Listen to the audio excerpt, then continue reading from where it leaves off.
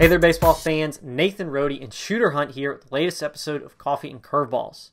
Shooter, a couple of weeks ago, we updated the 2023 rankings, so we're going to take a look at a few highlights from that.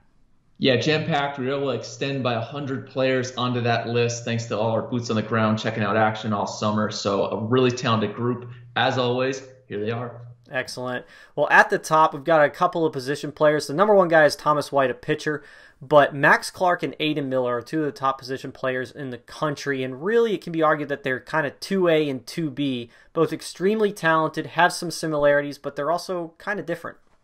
Yeah, I would say they definitely are 2A and 2B, and Thomas White's been stellar at number one. It's tough to climb ahead of a southpaw who's 6'4" and throws in the low 90s. But these two definitely have that type of upside. Max Clark at number two has been electric, can stick in center field, can really run, tough in-game at bats from the left side. And then Aidan Miller, who I think is going to hit for power to all fields. Both of them also hop on the bumper in the low 90s. They're just real dynamic athletes in different ways. I think Max Clark's going to be a top of the order bat. I think Aidan Miller's a run producer in the middle of the order, but both excellent players with huge upside. Excellent.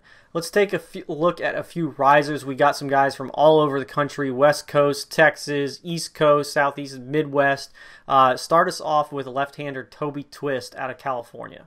Yeah, Toby Twist, a huge riser, moves up to number one in California, can really spin the baseball from the left side, feel for multiple pitches or both a slider and a curveball. That aptitude's definitely there with big arm strength. He can also swing it a bit. Blake Mitchell hops into the top 10 from Texas, a catcher committed to LSU, left-handed hitter, can really swing it, but the defend tool really stands out right now. One of the guys I think eventually can move into this top 10 and may come sooner rather than later is Braden Holcomb. He's from Florida. He's a power-hitting left-sided infield defender, probably going to shift to third base over time just because of that run production. But he's committed to Vanderbilt, and the power is there right now.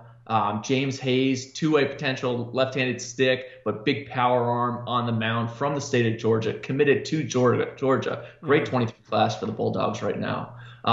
Colt Emerson, kind of a do-it-all guy, winner, type you want in your program, committed to Auburn in the summer. Huge pickup for them. But swings it from the left side, just has a real feel for the barrel to all fields, can stick it shortstop if he has to, can go behind the plate, can probably play anywhere on the diamond, to be honest with you. But he's from the state of Ohio. And then Addison Smith, who really shined at the future games at shortstop, from Missouri, but committed to Texas A&M, switch hitter. Just gotta love his athleticism, just the way he plays with so much bounce, can really put pressure on defenses with his speed, but he has a chance to be special. Nice.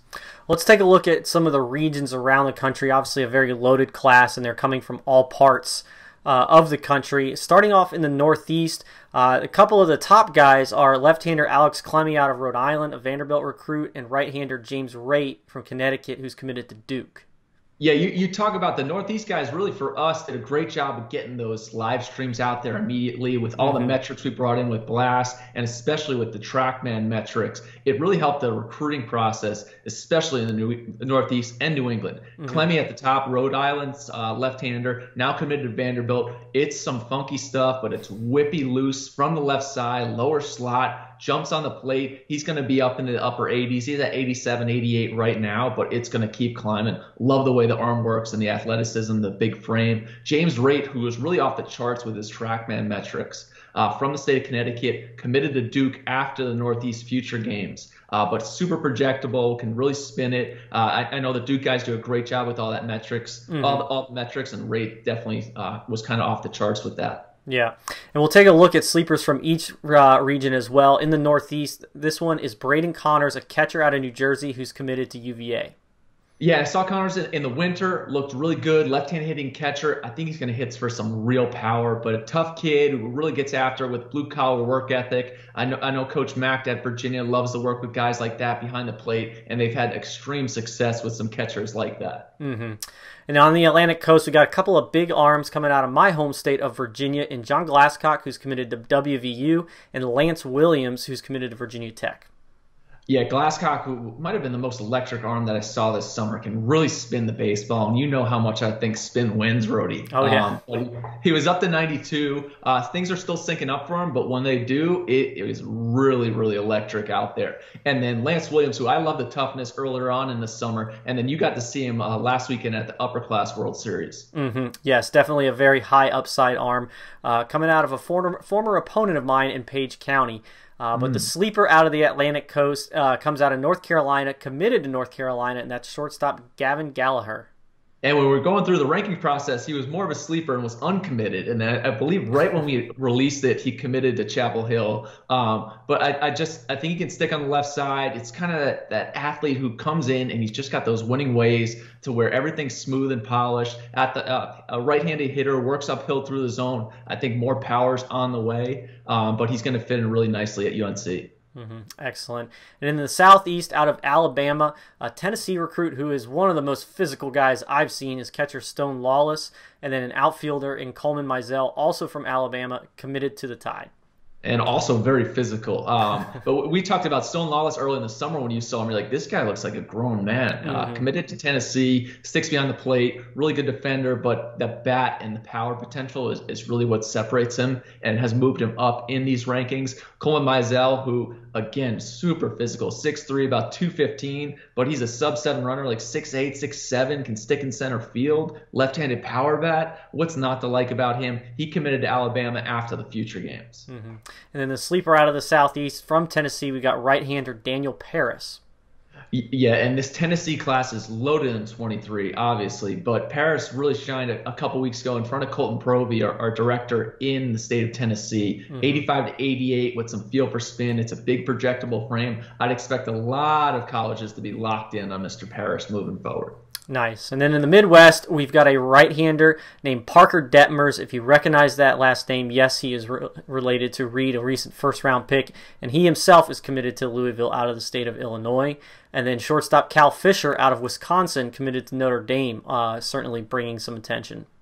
Yeah, and Detmers definitely has benefited from throwing some bullpens, I bet, with his brothers, because he looks super polished right now. The arm works clean and easy, repeats everything really well. It's a full arsenal and that projectable frame that his brothers also had. So Louisville getting another really good one in a few years. And then Cal Fisher, I saw at the fall championships, way more mature than a 23. Just plays the game the right way, can use the entire field. A really good defender on the left side. Huge fan of his. He was playing with that GRB program. And then the sleeper out of the Midwest is actually the entire state of Michigan. Whole state. Michigan, and I'll tell you, Rhodey, in 21, 22, I mean, they have a bunch of potential first-round picks in those two classes, and they may be looking at some more here. Blake Grimmer, really like the way he plays. Another Tennessee commit. We're getting a trend here. Tennessee's got a good crop coming. But the depth behind that is just as good. Purify, Hager, Titsworth, Peacock, and Crow, all excellent, and it even goes further beyond that. Guys outside the top 400 that are definitely knocking on the door right now. So I think we'll be seeing a lot of Michigan players in this 23 class. Excellent. Well, let's wrap up the Coffee and Curveballs episode with the best coast, and that is the West Coast. We got Paul Wilson, a left-hander out of Oregon, and Zane Kelly and James Decramer, some of the top guys to watch out there. Yeah, and Paul Wilson I saw earlier on in the summer. He's a son of former big leaguer Paul Wilson, but just attacks the zone from the left side. I think he's going to be low to mid-90s by the time things are said and done. He's on an actually very good Lake Ridge program, probably the state favorite in Oregon next year. But Oregon State recruit, can also swing a little bit. But more than anything, I love his toughness, and he is a confident kid on the bump. Zane Kelly, future gamer from the state of Nevada. Smooth on the bump, and I like it on the mound, but I thought he was super hitterish in the box from the left side. I think that's going to really carry him in the future. And then James Decramer, big arm strength. He's committed to Oregon State. He's from Arizona, up to 89 in front of Brett Thorney a couple of weeks ago. But I think that's just going to continue to climb. And he's also a talented football player. I want to say he's a QB1, and Rhodey, we love those QB1s. Yes, we certainly do. Well, let's bring it home with the sleeper from the West Coast, and that guy is out of California, a catcher by the name of Richard Tejeda. Yeah, and Tejeda played with Team Select, so I got to see him a bunch of the future games. And more than anything, the defend tool stood out. He caught some tough arms that were not easy to catch, but he's able to get under the baseball. He did a great job. All the guys love throwing to him. The catch and throw is real. And he also blasted a couple balls from gap to gap. But that defend tool is really going to carry him. And he's one I think some West Coast schools are going to want to get on pretty early. Excellent. So there you have it, a look at the 2023 updated rankings. For more, be sure to check out prepbaseballreport.com. But as always, for Shooter Hunt, I'm Nathan Rohde. This was Coffee and Curveballs. And until next time, we'll see you guys at the ballpark.